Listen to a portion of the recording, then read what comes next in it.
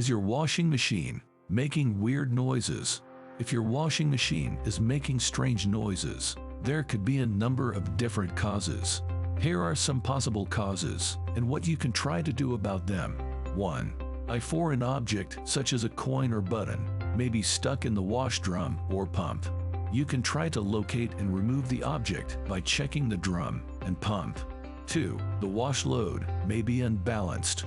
If the load is unbalanced, the washing machine may make loud noises as it tries to spin.